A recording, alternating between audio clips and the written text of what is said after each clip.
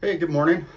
Thought I'd take a little time in the shop today and cover a issue that a lot of people with vintage bikes are having, and that's the bouncing speedometer. Or no matter what speed you're going, the speedometer gets up and holds and erratically holds right in a range, and you're trying to figure out what the heck is causing this. There are in fact only a couple of things that cause this bouncing around.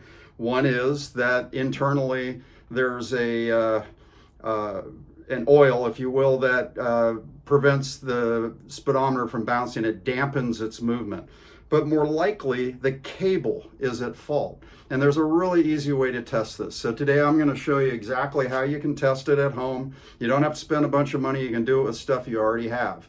And what we're going to do is we're going to take the speedometer off and disconnect the cable. I'm going to chuck up whatever I've got that fits. It happens to be an old Allen wrench, but if you've got an old cable that's the same size as this, pull out the internal, cut a few inches off, chuck that up in your drill, and then I'll show you exactly how we'll test it, and we'll prove that it's either the cable or it's the damper fluid. All right, so to start this process, what we want to do is disconnect the speedometer cable, and then we're just going to take out this one screw right here to release the bands that hold the speedometer and the tachometer in place. Do this carefully. It's real easy to strip the threads in this cast piece. If the threads do feel a little bit cockeyed, go ahead and re-tap it. It's a 5 millimeter by 0.8. And so the first thing we want to do is let's get this speedometer cable disconnected. And yours might not be this easy. But we want to take that off first so that this threaded piece is out of the way and doesn't scratch up the headlight housing. And you can just push that down out of the way. And then we're going to take out this screw. Please use a JIS screwdriver or you're going to muck up your screw and have all kinds of other new problems.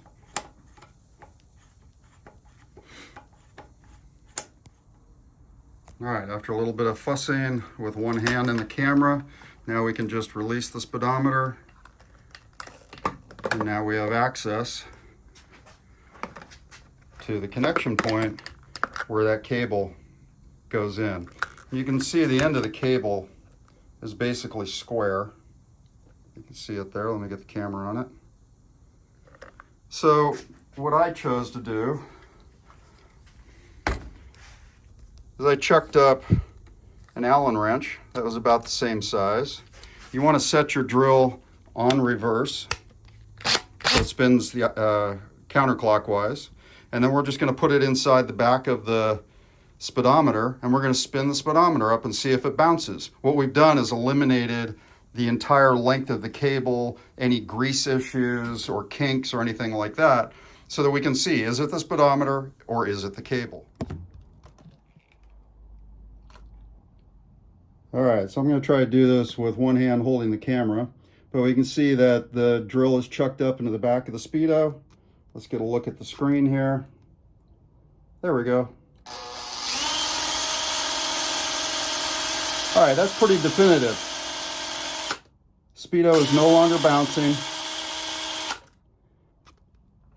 So clearly my problem is the cable. So we're going to pull the cable and see if that's something that can be fixed. Most likely I'm going to buy a new cable.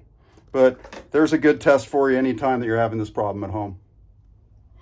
All right, so I've taken the cable off the bike and pulled the internal part of the cable out. And after looking it over carefully, I don't see any kinks. You don't have to get carried away with this. We're gonna move it all around.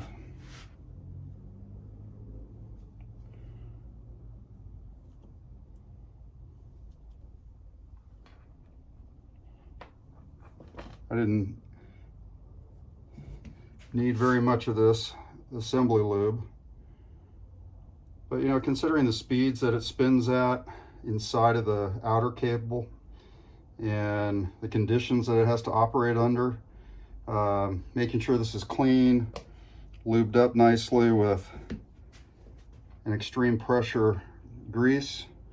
People use all kinds of different things.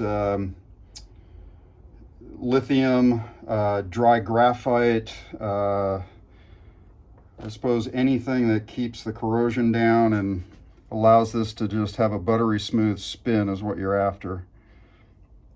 This particular brand that I'm using here from CRC is not particularly tacky, but it's a nice consistency for an assembly lube. All right, so we're going to slip that in there. Square end goes in first, so it ends up in the right place.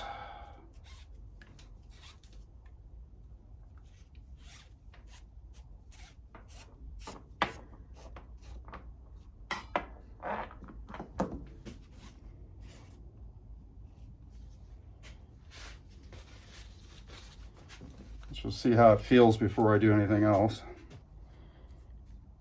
Oh, that's nice. That actually feels pretty good. I'm going to go ahead and put a few drops in.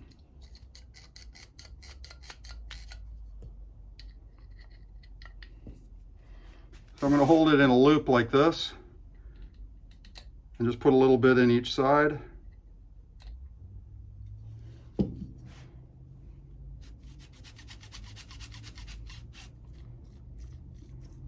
Oh yeah.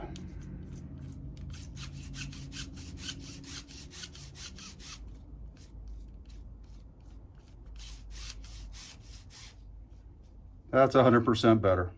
Let's get it on the bike. All right, we're gonna take this for a little spin around the block and see if the speedometer stops bouncing.